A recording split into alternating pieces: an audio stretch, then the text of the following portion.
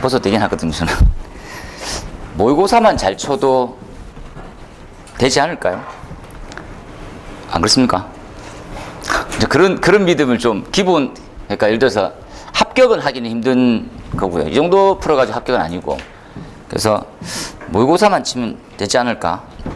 편안하게 쓰면. 그래서 처음에 우리가 이제 기본반을 표방한 이제 합격권까지 막 끌어올리다 보니까 이제 못 따라가신 분도 있고 그런데, 생각에 그냥 이 정도만 해도 될 거지 않을까? 였습니다. 그리고 제가 내일 예고는 아니지만, 일요일 시험을 좀 치는 반으로 해서, 일요일. 그래서 한 주 하고, 내일 시험 못 칠 거 해서 시간 재고 시험 치고, 쌍욕 듣고 풀이하고. 이걸 좀. 그래서 일요일은 시험반으로 강사주도 이제 올해 시험은 이제 계속 붙어 있거든요. 아시다시피. 그래서 시험 치고 바로 또 올 치고 7월 치고 그랬기 때문에 계속 한 주 한 주가 엄청 아까운 시간이라서 계속 갈 수 있게. 그래서 문제에 대한 예고 주중에도 이런 거 좀 해보시죠 했던 거 그런 것들을 다 일요일 날 시험 치는 걸로 하도록 할게요. 그죠? 한번 들어가 볼게요. 짧게. 첫 번째 제가 고민하고 좀 중요하다고 생각했던 거는 뭡니까? 라고 해서 파란색 쌍은 이제 저번에는 안 됐던 거였습니다. 그죠? 그래서 책 교재 페이지 보면서 보고 뺏겼어요. 모든 답 내용은 보고 뺏기는 겁니다. 이게 새로운 뭔가를 창조하고 이런 건 없어요. 그래서 지금 방제신문에 기사가 떴는데 대피공간 이슈가 됩니다. 건축법 시행령이 개정되거든요. 당구장 표시 하나 하시고, 요건 제가 바로 자료를 만들어 드려야 되는데 입법 예고가 되어 있어가지고 입법 예고도 규제 경향이라든지 이런 것들 다 정리해서 제가 드리긴 하는데, 대피공간 그죠? 이 대피공간의 면적이 원래 이렇게 썼죠. 대피공간을 잘 보시면 한 집을 쓰든지 두 집을 쓰든지 이런 식으로 이제 정리가 됐었는데, 이 지금 대피공간에 관련 행태가 첫 번째가 이제 바닥 면적 산정에서 빠집니다. 바닥 면적에서 빠지는 의미가 건축사가 아니다 보니까 어떤 형태로 갈지는 잘 모르겠네요. 면적 기준에서는 빼겠다라는 거거든요. 그러면 나머지 몇 평이냐, 너네 집 이런 거에서 바닥 면적은 발코니처럼 쓰겠다는 거거든요. 이 지금 대피 공간의 면적을. 그전에는 들어와 있었던 것 같아요, 제 기억에. 그래서 바닥 면적 산정 기준에 빠지고, 두 번째, 실효 있는 면적 산정으로 내경을 기준으로 해서 내부, 원래는 건축은 면적 기준을 어떤 식으로 하냐면 벽체가 있으면 가운데를 이렇게 따지거든요. 그러니까 여기서부터 이렇게 면적이 들어가요. 벽체의 센터. 그런데 이제부터는 내부 면적으로 실효성 있게 하겠답니다. 이렇게 한번 가보십시오. 그죠? 그리고 자잘하게 이렇게 돼 있고, 그죠? 그래서 요 자료는 주중에 올라가고 다음 주에 이제 또 모의고사로 한번 들어가는 걸로 할게요. 이제 건축에서 바뀐 건축법 시행령에서 입법 예고돼 있고 아직 법안은 통과는 안 됐습니다. 그래서 이렇게 하겠다 해서 완전히 났으니까 대피 공간에 대한 효용성 이런 것들이 좀 더 증가되고 필요하다, 이렇게 생각하시면 될 것 같아요.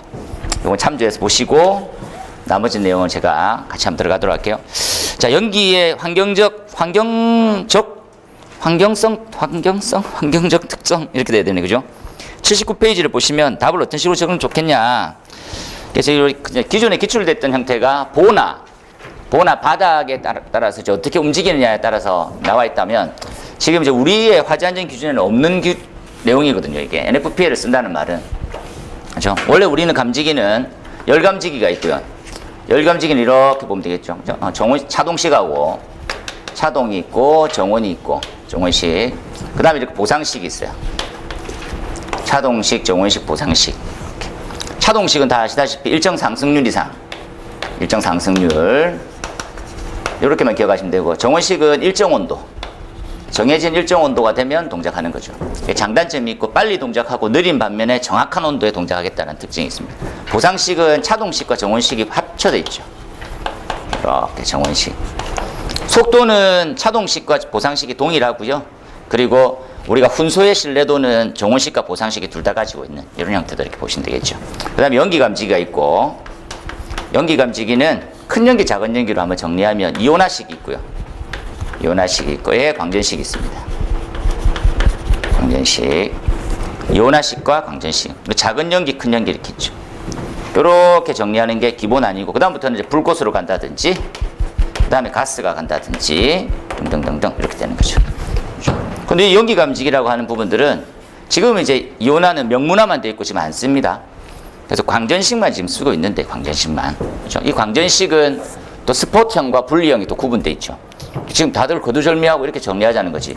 열은 어디다 쓰고 연기는 어디다 쓰냐. 이렇게 딱 따져보면 이건 일반적인 모든 환경에 씁니다. 일반적. 기본 다 열감지기죠.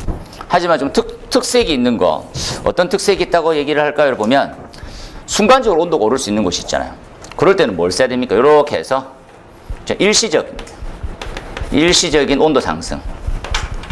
온도 상승이 우려되는 거. 비하제부하고 똑같죠? 그럴 곳에 설치하는 거죠. 정원식과 고상식 같은 경우. 잘 한번 이해해서, 그죠? 보시면 되겠고. 연기 감지기는 주로 어디 있습니까? 딱 보면 한마디만. 이 머리가, 이 얘기가 딱 꽂혀 있어야 돼요. 피난 안정성이죠. 안정성. 이렇게. 그럼 피난 안정성을 고려하면 주로 어디 설치되는 게 좋습니까? 복도. 이렇게 원래 쓰던 게 복도 있고, 또 계단. 등등등등 이렇게 나왔죠. 그런데 가만히 지켜보니까, 야, 계단만 이거만 써갖고 될 일이야? 그냥 실 자체도 이제 위험도가 올라가면 거기도 써줘야 되지, 이렇게 나오는 거죠.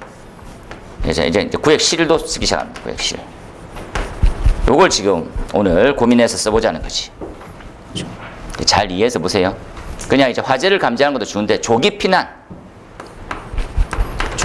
위해서 이렇게 고민해보자는 거죠. 이렇게 정리를 한번. 그렇죠? 그래서 요거 한번 내용 이해하고요. 그리고 깨알같이 조금 더 정리해야 되는 것들은 뭡니까? 하면 연기 감지기의 설치 위치하고 작동에 대한 개념이죠. 이렇게 화살표하고 네가 이 내공을 가지고 있어야 이 답도 풍성해지고 합계가 된다는 거죠. 그게 뭡니까? 감관계수입니다. 감관계수 양념처럼 이렇게 해서, 그렇죠? 감관계수가 0.1일 때, 그죠? 가시거리는 몇 미터입니까? 30m다, 그죠? 20m에서 30m. 연기 감지기에 대한 설치 거리가 30m입니다. 그죠? 요거 이제 30m가 보인다는 걸 뭘 뜻하는 겁니까?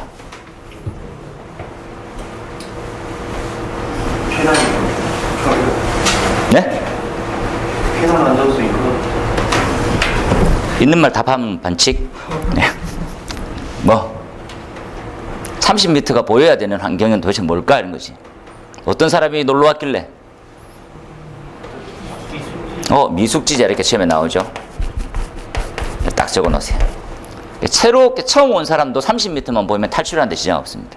그때 이제 감지가 동작해서 안내를 해주는 거죠. 야, 도망가, 이 자식아. 지금 더 기다리면 어떻게 됩니까? 한 20m, 10m밖에 안 보이죠. 그때부터는 미숙지자는 죽는 거예요.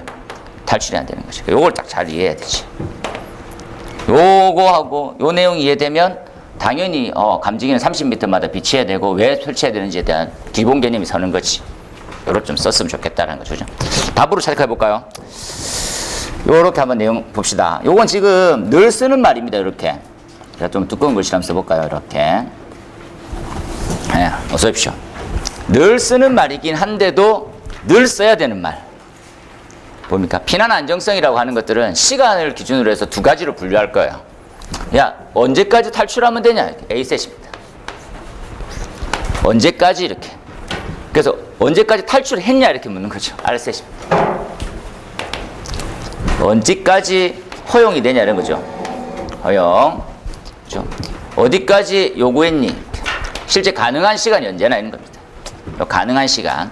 그래서 허용되는 시간이 더 커져야지만 탈출하는 데 문제가 없죠. 얘를 이렇게 봅니다. 이렇게. 피난 안정성 이렇게 봅니다. 백날 피난 안정성 말하지 말고 하나의 개념으로 정립을 해주고 그 개념은 도대체 뭘 뜻하냐 이렇게 가는 거지. 되겠지요? 까지 엄청 중요합니다. 요거 30m라고 돼 있지만 요렇게 양념자에서 50점대 중반으로 초중반으로 넘어가면 다른 의미로 또 추가로 써주죠. 뭐가 있습니까? 성능위주 때도 이런 게 있더라는 거지. 성능위주 몇 미터 보여야 돼요? 가시거리 몇 미터? 5m, 10m. 그죠? 10m가 보여야 되는 용도는 뭡니까? 판매시설, 집회시설. 집 팔면 10m를. 그죠? 여기서 어떠한 보완이 되어 있으면 7m까지 가능한? 어떻게? 고위도, 바닥, 축광, 유도 표지, 그죠? 이렇게 딱 들어가. 고바축 이렇게 딱 되겠죠? 그래서 이 피난 안정성만큼 중요한 건 잘 없습니다. 어떻게든지 쑤셔 넣을 수 있어요. 그래서 요 내용 중에 많은 게 들어있을 거다 이런 것들 있죠. 그리고 알셋 이렇게 적지 말고 갈로 해가지고 우리나라 말 좀 적어주고. 다시 얘기하지만 약어 쓰는 거 되게 건방지게 생각합니다. 씨, 미기냐 이러면서 잘 이해하시고 요건 반드시 외우시고요. 외우는 것 중에 이렇게만 정리합시다. 풍속의 영향을 작은 연기는 받게 된다는 거죠. 풍속의 높이의 영향도 작은 연기는 받게 되고 습도의 영향 다 받네요. 그래서 설치되는 그 형태의 환경을 잘 이해해야 되는 거죠. 우리는 없습니다 지금. 그죠? 우리가 지금 감지기를 높이 얼마 이상에 뭐 설치하지 말라는 기준이 없거든요. 그런 것들을 좀 고려하자. 그런 내용을 갖다 놨습니다. 그 다음에 설치 대상. 요건 기본이고요. 요거는 머스트 암기죠. 되겠습니까? 답지를 늦게 들어가지고 출력을 못해. 그렇네요. 제가 오늘 같은 경우는 출력을 딱 해드려야 되는데 죄송합니다. 이렇게.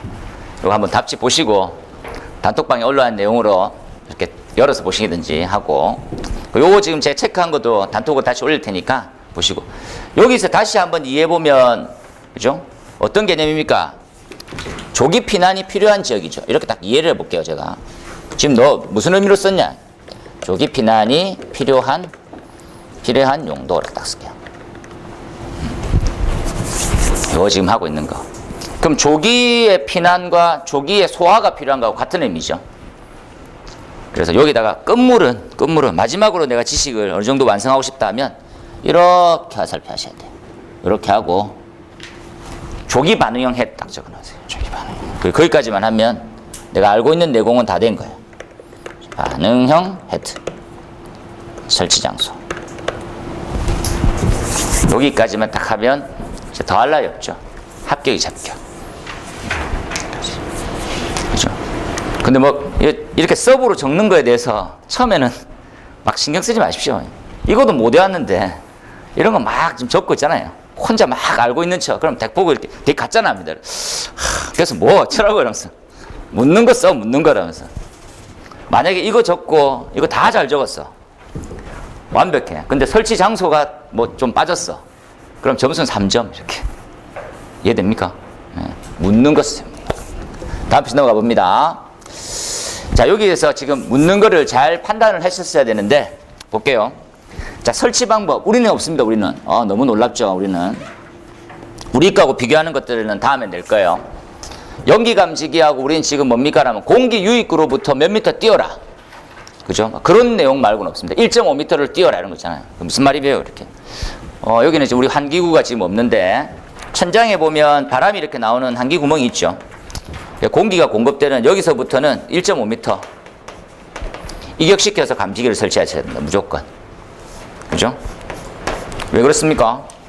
신선한 공기가 들어와서 희석되거나 온도를 낮출 수가 있죠. 그냥 당연히 떨어뜨려야 되는 거지. 이해되시죠? 근데 가장 좋게 설치하는 곳은 어디입니까? 이렇게 하면 이건 좀 기억하십시오. 이렇게 지금 공기가 빠져나가는 구멍 여기에는 가까이 설치하는 게 원칙. 이해하세요? 이렇게. 오염된 게 나가는 데 거기는 정확해요. 그래서 거기에 설치하는 것들이 또 바람직합니다. 이렇게. 공기 흡입형 거의 다 여기다 설치. 공기 흡입형 감지기 나중에 배워보실 텐데 지금 이제 얘기하는 건 연기 감지기는 어디 설치합니까? 라고 물은 거지. 연기 감지기 NFPA에 의해서 설치 위치 그리고 중요한 기준이 보하고 장애물이 기출됐거든요. 이건 좀 제외하고 먼저 외우고 있으라는 말이야. 보하고 보등의 장애물을 제외한 형태로. 그래서 보시면 이런 내용으로 딱 나오네요. 요만큼이 본 내용이죠. 우리나라 규정하고 좀 다릅니다. 열하고 연기가 있고 화재 안전 기준은 열 감지기는 기준이 없어요. 특이하게. 하지만 연기 감지기는 보에서 60cm 떨어뜨리라고 돼 있어요. 잊지 마세요. 그리고 약간 조금 모르실 것 같아서 얘기하지만 스프링클러 헤드도 있죠. 하나 써볼까요? 헤드. 헤드는 벽에서 몇 센치?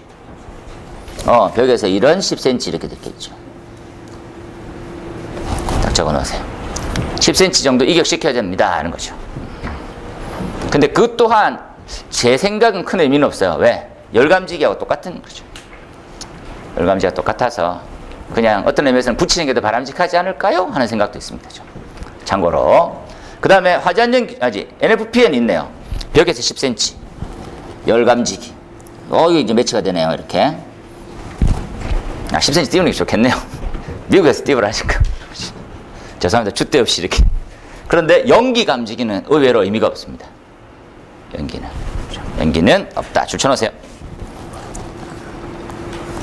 잘. 지금 우리가 하고 있는 페이지가 바로 보이지요? 80페이지 하고 있으니까 교재를 펴서 보셔도 됩니다. 이해하고 답을 잘 적으면 되니까 요약해서. 어떤 의미로 들어가져 있느냐 먼저 정리하시고요. 설치 기준 여기까지가 잘 적어주세요. 요거죠. 요거 적혔어 안 적혔어 그런 말입니다. 그래서 화재 안전 기준을 아무리 이렇게 정리하고 적어도 NFPA 질문에서는 NFPA대로 답을 하지 않으면 다시 말씀드리면 빵점입니다. 빵점. 그죠? 그거는 아무리 잘 적어도 소용없어요. 그러니까 내가 알고 있는 모든 지식을 동원해도 법에 적혀 있는 질문을 안 하면 안 되는 거지. 기준은. 그래서 스포트형 어떻게 설치하고 오염도 어떻고 간격은 어떻게 설치하고 천장에 이렇게 해라 나와 있나 그죠? 그러면 과거에 어떤 질문이 나왔었는지만 짧게 한번 보도록 할까요? 과거가 115회 때 천장 수평이고 화재 플럼이 있고 이렇다. 그죠? 어떻게 설치하는 게 좋겠냐? 여기 예전답입니다. 예전답. 요렇게 한번 보면 요거만 한번 설치해 볼게요. 요거만 어떤 개념으로 설치하는 게 좋겠습니까? 나와 있는 게 81페이지에 나와 있죠. 81페이지에 지금 이제 여기 빔이죠. 빔. 보호입니다. 보호. 보호에 이제 깊이가 어떻게 되냐? 깊이가 좀 다르다는 거 아실 수 있죠. 그렇죠? 깊은 보라고 적혀 있으면 어디다 설치하는 게 좋겠냐라면 포켓 안에. 깊은 보면 안에 설치해라. 얕은 보로 돼 있으면 보 하단에 설치해도 충분하다는 거죠. 요 내용만 가볍게 먼저 이해하세요. 하지만 가볍게는 그렇게 이해했지만 답을 쓰려고 하면 정확한 좀 수치 관점이 좀 들어가야 되거든요. 그죠? 그래서 요 간격은 얼마, 높이는 얼마 했을 때 얼마 어떻게 설치해라는 내용이 교재에 상세히 나와 있습니다. 그래서 요것들은 엄청 좋은 기준이에요. 그러니까 NFPA가 실용서라고 하는 이유 중에 하나죠. 기준이 굉장히 많거든요. 근데 이제 우리는 그냥 설치해 이렇게 돼 있지 어디에 어떻게 설치하라는 건 아무도 없어요. 말도 못 하는 거지. 그런데 NFPA는 이런 구조로 돼 있으면 이렇게 설치해 이런 것들이 상세하게 잘 나와 있거든요. 그 내용은 나와 있습니다. 그죠? 그래서 요렇게 답을 쓰셨으면 좋은 답 딱 한번 보시고 자 그 다음 넘어가 볼까요? 요렇게 한번 줄쳐볼게요. 스파크 엠버가 있더라. 스파크 엠버. 스파크 엠버는 우리가 조금 더 나은 쪽으로 말씀드리기 전에 요거 한번 생각합시다. 이렇게 스파크가 뭐냐? 스파크는 전기점화원 중에 하나죠. 전기점화원. 이렇게 해서 전기점화원 중에 하나여서 근데 엄청 미소전류죠. 유동적의 마출 중에서 생길 수 있는 거. 근데 이 아이들을 감지하는 것들도 가능하대요. 그죠? 그럼 주로 스파크가 왜 생깁니까? 라고 먼저 한번 생각해 볼 수 있죠. 요건 요렇게 한번 갖고 옵시다. 조금 멀지만 나중 확장된 공부라 생각하고 분진에서 많이 생겨요. 분진 이송. 그죠? 고체 가루죠. 고체 가루 이송일 때 생길 수가 있어요. 그러면 스파크 엠버라고 하는 감지기는 어느 범주에 속하는 거야? 열 감지기야, 뭐 용기야? 불꽃에 들어갑니다. 불꽃에 들어갑니다.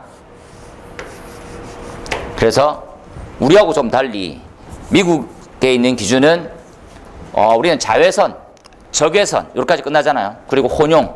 그런데 그 다음에 있는 그 부분이 스파크 엠버입니다. 그러니까 미국은 4가지 종류를 갖고 있는 거죠. 다시 한번 정리하면 UV, IR, UVIR, 그 다음에 스파크 엠버, 그죠? 엠버. 이렇게. 불꽃 감지기구나. 딱 생각하세요. 불꽃 감지기. 그죠? 그러니까 불꽃 감지기라 딱 하면 되게 유식한 말 같은 게 나오죠. 복사 에너지를 감지한다. 이렇게. 복사 에너지를 감지한다. 그죠? 그럼 엠버는 뭐고 스파크는 뭐냐? 이렇게 보시죠. 엠버는 표면에서 복사 에너지 나오는 정도. 표면의 복사 에너지. 되겠죠? 엄청 미소하지만 복사 에너지 나와요. 그걸 감지하겠다는 거죠. 근데 이 엠버들이 막 계속 이송 중에 나와서 유동적을 띠게 되면 뭡니까? 라면 그걸 스파크라고 그러는 거지.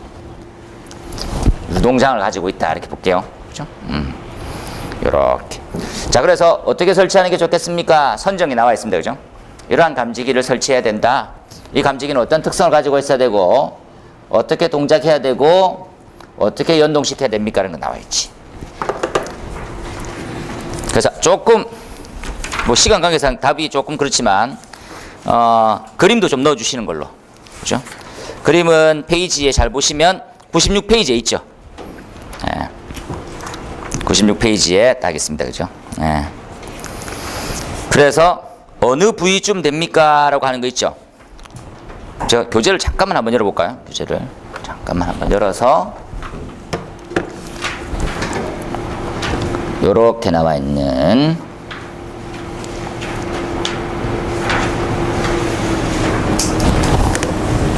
요걸 한번 볼게요. 이렇게.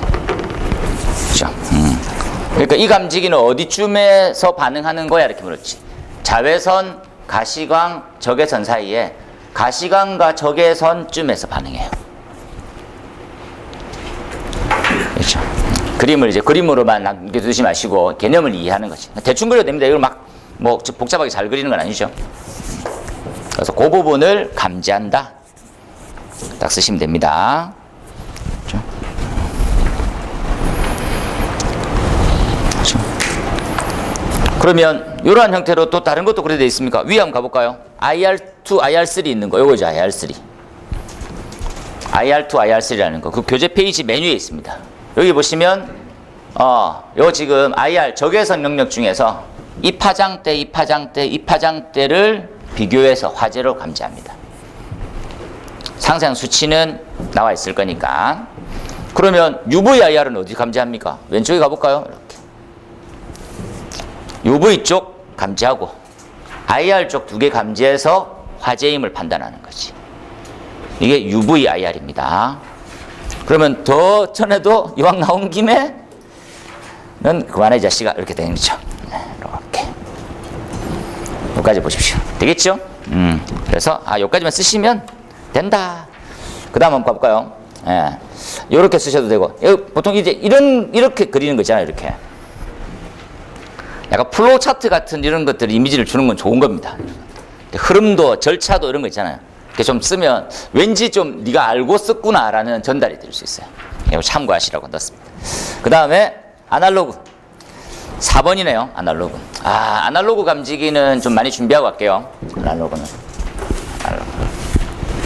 감지기가 가져야 되는 세 가지 특성이 뭐랬습니까?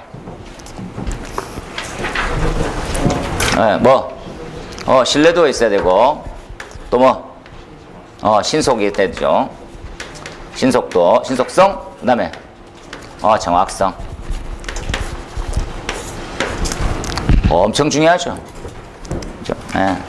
신뢰도 많이 중요합니다. 신뢰도. 조기 감지 중요하죠. 정확한 위치 중요하잖아요. 요 세 가지를 다 가지고 있다라고 생각할 정도로 아날로그는 뛰어납니다.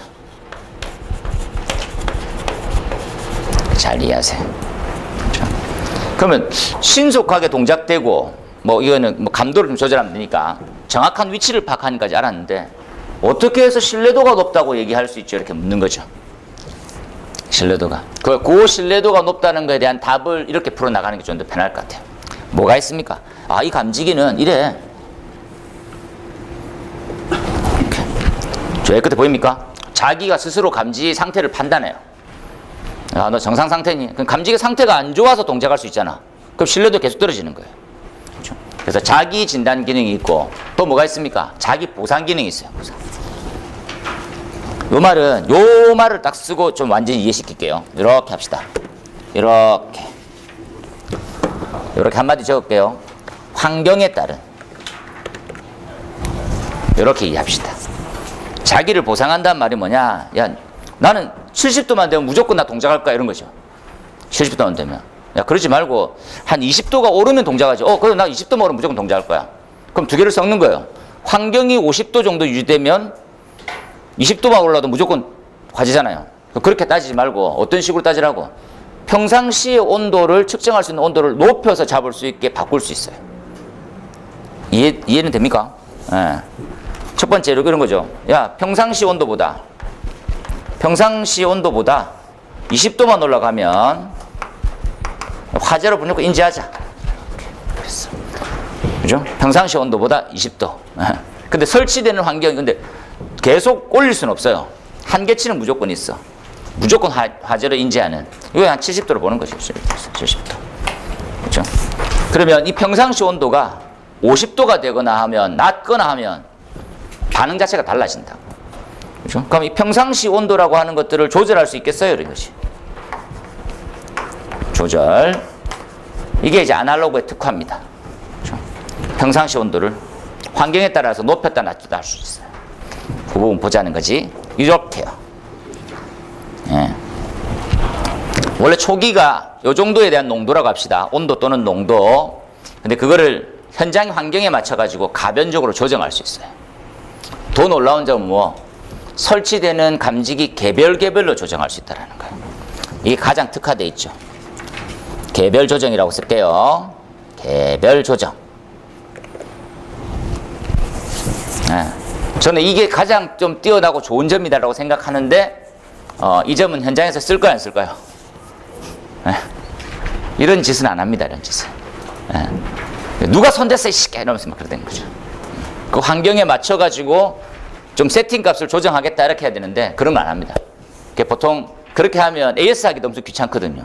그렇다 보니까 전체를 일괄 조정하는 형태의 수신기도 있고 개별 조정 가능한데 하지 마라고 하는 수신기들이 많아요. 아날로그의 기능을 거의 다 뺀 거죠. 그래서 전 나쁜 말로 이 아날로그는 돈만 비쌉니다. 아날로그 감지기 설치됐다고 오동자가 안 일어나지는 않거든요. 엄청 잘 일어납니다. 돈만 비싸요. 일반 감지기는 3,000원이면 사는데 이거는 그냥 이제 받는 가격 자체도 35,000원 이상이니까 그럼 10배의 기능이 있어야 되잖아요. 10배의 기능. 막말로 얘기해서 없는 것이 이렇게. 근데 그 기능은 이런 거예요. 이렇게. 그래서 설치되는 장소가 먼지가 많이 나는 장소면 농도를 조절시켜 놓고 약간 고온이 발생되는 장소는 온도를 기본으로 높여 놓을 수 있는데 안 하는 것이 지금. 그죠? 그런 안타까움이 있더라. 그래서 요 그림을 잘 이해해서 보십시오. 그죠? 최대값은 정해져 있고 보상치를 적용시킬 수 있다는 거. 그죠? 그러니까 여기 기준값에서 요만큼 올린 거죠. 이렇게. 기초에 대한 데이터를 올린 겁니다. 이렇게 올린 거죠. 어서 오십시오. 네. 그 다음에 설치 장소. 이때 아날로그는 아날로그라고 하는 감지기를 떠나서 이 아날로그라고 하는 것들은 주로 뭡니까? 라고 하면 신뢰도를 높여놨죠. 그래서 요건 요렇게 연결시키면 됩니다. 요렇게 연결시켜놓죠. 신뢰도가 높아져야 된다는 거 잊지 마세요. 그죠? 그러면 자기 진단, 자기 보상 참조해서. 그래서 다른 것들은 다 떠나서 난 모르겠어. 답은 요까지만 나 외울래. 이런 거죠. 요까지를 못 외우면 문제입니다, 여러분. 요건 무조건 외우는 걸로. 아날로그의 감지기의 특성 딱 두 가지만 생각해봐. 자기 진단과 자기 보상. 끝이에요. 그리고 항상 감지기류 문제는 화재 안전 기준을 벗어날 수 없어서 그래서 어디 설치하란 말이야?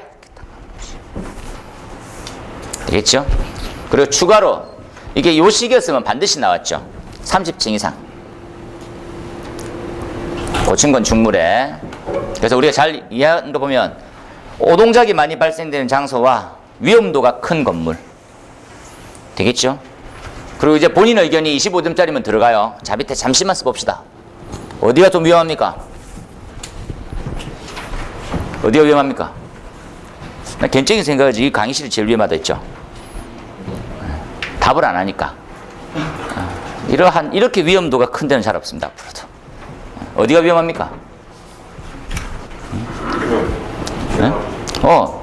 지하구도 위험하고, 그러니까 심도가 깊은 데는 더 위험해요. 지금 제가 심의 봤을 때 제일 깊은 층이 지하 8층이었습니다. 다 놀라는 거예요. 지하 8층짜리 건물이 있습니까? 근데 지하 7층까지 있고 전기실 비슷한 게 밑으로 내려가고 이렇게 했는데 나중에는 층수가 좀 변경돼 있어요. 지하 7층으로. 지하 7층짜리 건물이 이제 생기는 거지.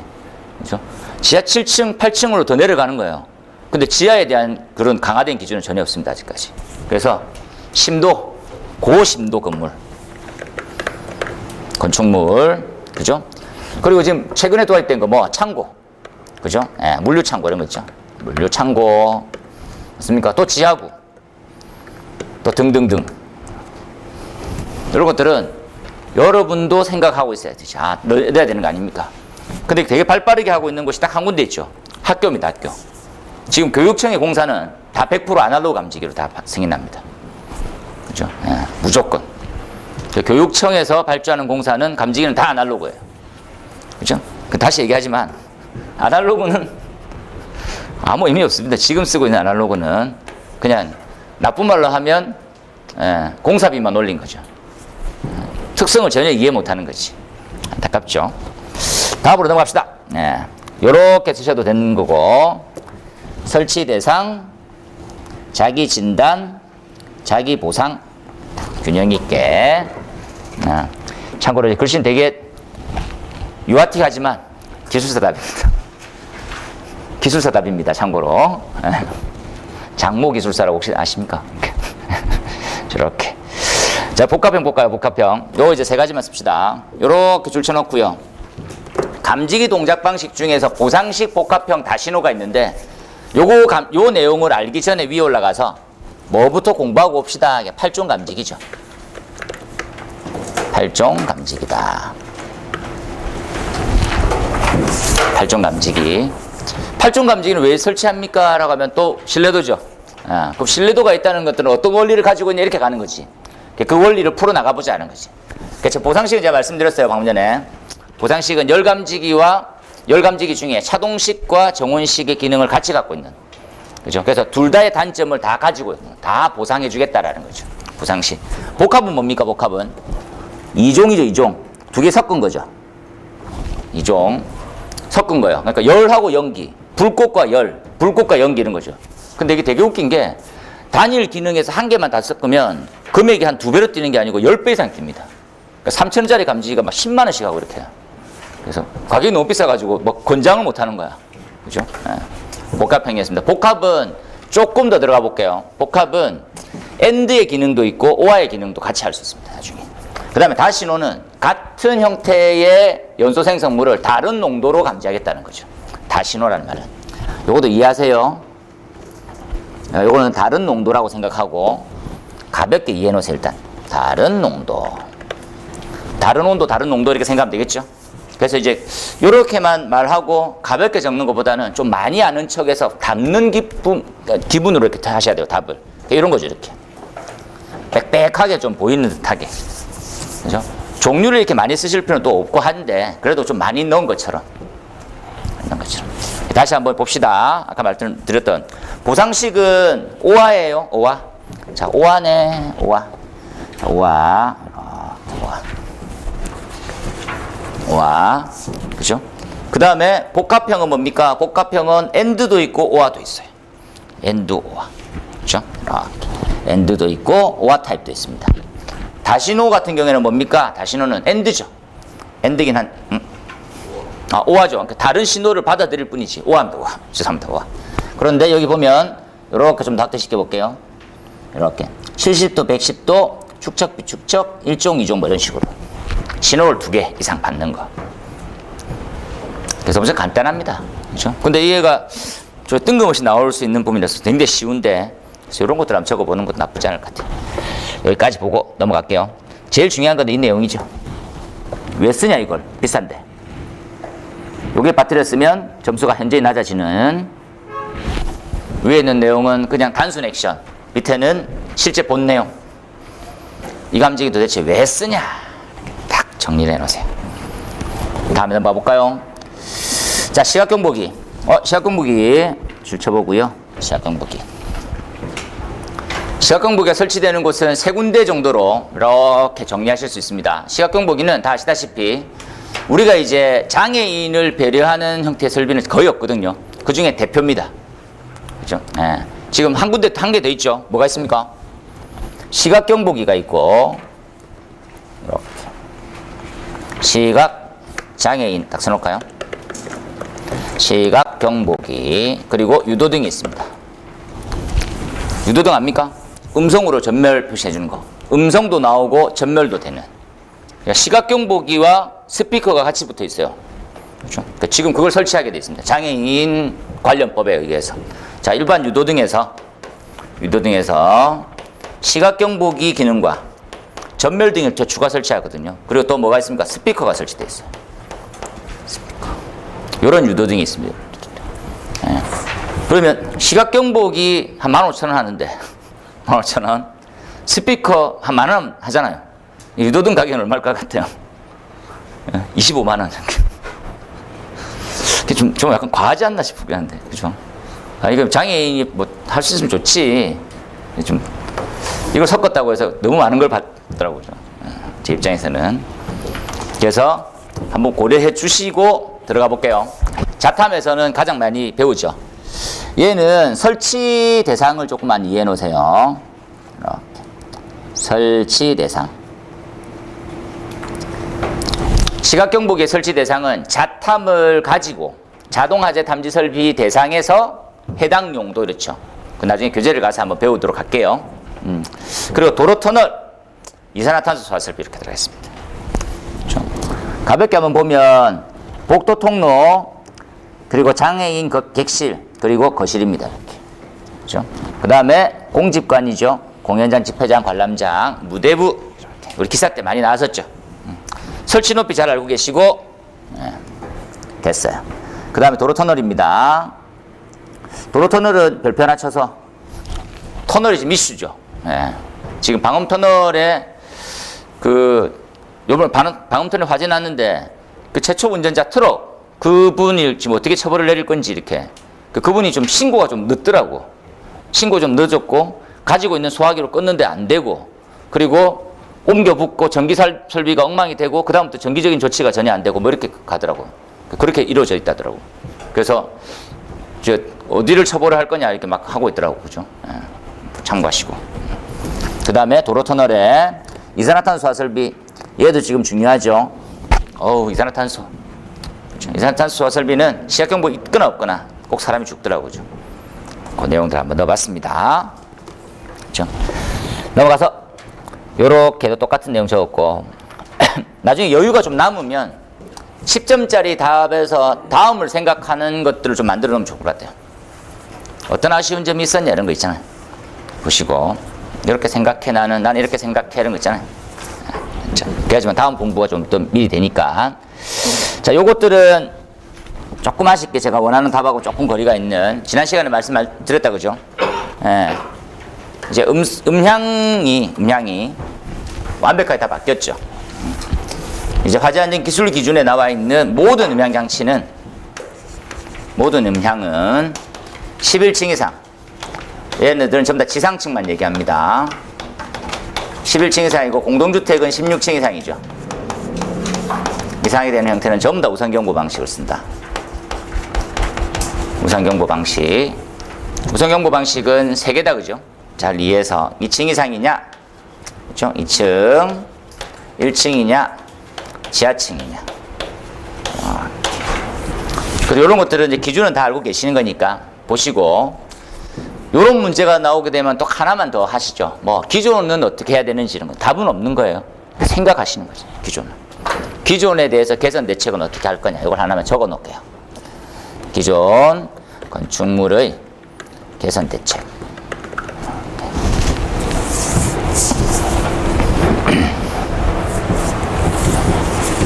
되겠죠?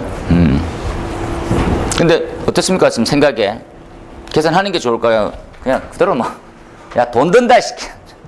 나도 시켜 이렇게. 어떻습니까? 바깥입니까? 내 돈 아니니까. 알아서 하는 거지. 근데 그 바꾸는 비용이 경미해요. 경미한데 뭐 거짓말 좀 못하면 한 10만 원이면 이게 정기적으로 그냥 아니면 다이어드 기판하고 전부 다 바꿔야 되면 가격이 좀 나가겠지만 수리하는 개념이거든요. 그래서 점진적으로 해서 바꿔 나가는 게 더 원칙이지 않을까 하는 생각이 듭니다. 그죠? 그러니까 지금 현행법 적용되는 건 되고, 그리고 일정 시간만 줘서 개정하는 것들. 그러니까 어떤 의미에서는 강화 기준을 따르게 만드는 것들이 다 낫지 않을까라고 생각됩니다. 강화 기준. 그래서 그 말도 제가 하나 써놓을게요. 강화 기준을 적용하는 것. 강화된 기준이라는 말은 법이 강화됐을 때 소급을 시키자는 말이거든요. 소급하는 게 좋지 않을까라는 생각이 듭니다. 진짜로. 그렇죠? 이게 낮은 층의 건물에 좀 더 많은 문제가 있거든요. 그러니까 요거 외에는 다들 일제명동으로 바꿔버리면 돼요. 그건 엄청 수월합니다. 그러니까 10층짜리 건물은 전층이 다 올리게 만들어버리는 거죠. 그거 간단하죠? 좀 간단하다. 그리고 건물이 좀 더 크게 되면 직상에 사계층이 나가게 하는 회로를 꾸미는 것들도 의외로 어려운 일은 아닙니다. 그렇죠? 아령은 그냥 금방 되고. 그렇죠? 그래서 저는 표정들이 별로 안 좋으시구나. 나는 바꾸고 싶어요. 답은 안 바꾼다고 쓰시든지. 근데 출제 의도는 바꾸라는 말입니다. 그죠? 그래서 이렇게 기존 건축물의 대책에 대해 적어라. 그냥 관리만 잘하면 되지. 이렇게 딱 적으시면 점수 안 받아도 되지. 이런 거하고 똑같은 거예요. 그렇죠? 그래서 다 개념을 좀 잡으시면, 그래서 어떻게 절차적으로, 그래서 다른 건 안 되니까 강화 기준을 적용시킬 때 완화되는 기간을 주는 거죠. 몇 년 동안 차츰차츰 바꿀 수 있게. 그리고 약간 뭐 정책적으로 어떻게 좀 보조를 해준다든지 이런 거짓말 같은 얘기도 해놓고. 그래서 지금 보시면 이제 삭제가 된 거죠. 이렇게. 이 부분은, 이건 이제 삭제가 된 거고, 그죠? 네, 이렇게 없어지고. 그렇습니다. 지금 요것들은, 기준이 좀 바뀌었네요. 기준이. 요건 비상방소 설치 대상인데, 지하층을 제외하는 이 있습니까? 이 기준이 있던가요? 층수가 11층 이상으로 지하층을 제외하는 게 있었나? 한번 다시 봐야 되겠네, 이건. 또 가물가물하네. 이렇게. 이건 방송설비 설치 대상, 우선경보, 이렇게 돼 있네, 그죠? 나머지 보시고, 됐습니다. 그 다음에 속보는 왜 제가 냈냐면, 설치 대상이 변경됐습니다. 그래서 넣었죠. 그래서 자동화된 속보 설비는 설치 대상이 바뀌었다라는 거 잊지 마시고, 그죠? 업무시설의 얼마 이상의 규모, 이런 것들이 다 없어졌어요. 그래서 제가 좀에서는 다시 말씀드리지만, 설치 대상에 대해서는 정말 조심스럽게 뭐 예상 문제를 안 내거든요. 근데 이 대상은 바뀌었기 때문에 한 번 더 보고 가시면 좋지 않을까 싶습니다. 보시고, 그렇죠? 그리고 설치 기준은 밑에 있는 내용으로 한 번 더 보시고, 그렇죠? 다른 거는 크게 없습니다. 그리고 잡탐하고 연동돼 있다는 말 한번 생각하시고, 그 다음에 25점짜리 중에서 요 부분은 좀 많이 중요하게 봐놓으세요. 감지기 중에서 제일 중요한 게, 출제 빈도를 따져보면 제일 중요한 형태가 감지기 원리였고요. 그 원리 중에 가장 중요한 형태가 펠티에하고 제어백. 그 중에서도 제어백이 제일 많이 나왔어요. 제어백 효과라고 하죠. 기사 때도 배웠던 열전현상이라고 보통 부릅니다. 열전현상. 그래서 얘를 반드시 쓰셔야 돼요. 그래서 제가 밑에 자료도 첨부해서 좀 더 한번 정리하세요 이랬더니 교재대로만 적으셔가지고 제가 자료는 왜 줬어요 제가. 자료를 첨부시키면 자료대로 해서 개성이 돼 있어야지만 합격해요. 그렇죠? 교재대로 했으면 어떻게 합격해? 이 교재가 힘들지만 이것보다 더 나은 답이 합격하겠지, 이런 생각을 해야지 항상. 그죠? 그래서 여기 보시면 분산 법칙 엄청 잘 적었어요.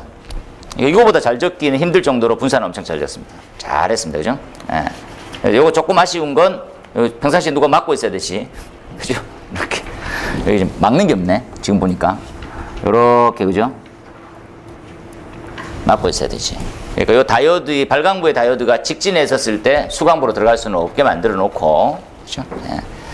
그 다음에 요게 이제 펠티어고 제어백입니다. 제어백. 그래서 요 부분을 좀 더 한번 넣어달라고 했었죠. 합격하려면 이 정도, 이거보다 좀 더 가볍게 그려야 됩니다. 간단하게 그리시는데 좀 권장했습니다. 그 다음에 화재안전 기술 기준상 특정 용도 및 대상물의 감지기다. 그죠? 요거 한번 정리할 때쯤 된 것 같아가지고, 그래서 감지기 설치 기준이 용도에 따라서 어떻게 다른지 한번 적어보세요. 이런 거죠. 요거 참고로 내일 시험 들어갑니다. 그대로 한번 뚝 다 적어보세요. 다 못 외웠어 그러면 그냥 그대로 적으면 되지 뭐. 그렇죠? 지하구에 어떤 감지기 어떻게 지하구에 뭐가 필요하냐? 지하구를 잘 이해하시면 요겁니다. 요거 엄청 중요한 내용.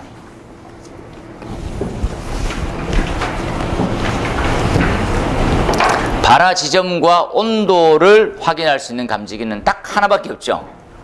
왜 됩니까? 뭐 광센서밖에 없습니다. 광센서밖에. 아니 감지선형도 온도 광센서 아니 그 감지선형은 해당되는 온도 때 동작을 할 뿐이지 온도를 확인하기는 쉽지 않습니다. 그래서 이거는 뭐 특정 감지기를 얘기하는 거죠. 어떤 의미에서. 어서 오십시오. 어서 오십시오. 예. 그 다음에 전기 저장 장치 뭐가 필요합니까? 전기 저장 장치는 순수하게 조기 반응형에 가깝게 되어 있습니다. 이해를 잘 해보세요. 그러니까 이제 지하구는 뭐에 좀 더 중요하게 되어 있습니까? 하면 환경과 자 잠깐만 적어볼까요? 환경과 발생 위치를 파악할 수 있는 것을 가장 중요하게 봅니다.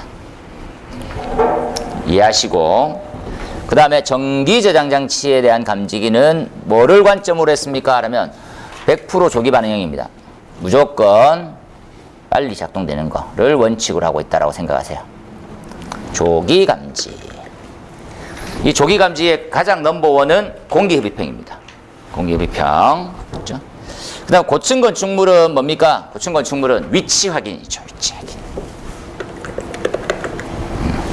고층 건축물의 가장 중요도는 어느 위치에서 화재가 발생했냐는 걸 아는 것 제일 중요하죠. 되겠습니까?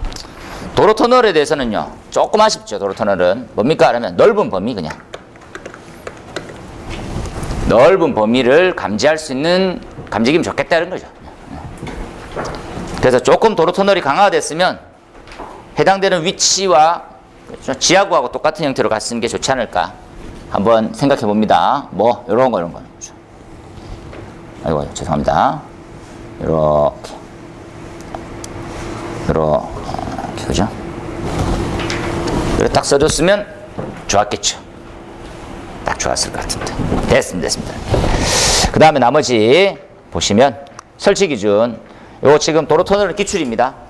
그래서 교재에도 나와 있고 하니까 참고하시고. 가스 누설 경보기. 나올 때도 된다. 아직 안 나오네요. 가스 누설 경보기는 경보 설비의 하나죠. 이렇게 한번 이해해 봅시다. 그럼 도대체 뭘 감지하는 거야? 이렇게 묻는 거죠. 뭘 감지하는 겁니까? 첫 번째, 가연성 가스를 감지해요. 두 번째, 일산화탄소. 두 가지를 감지합니다.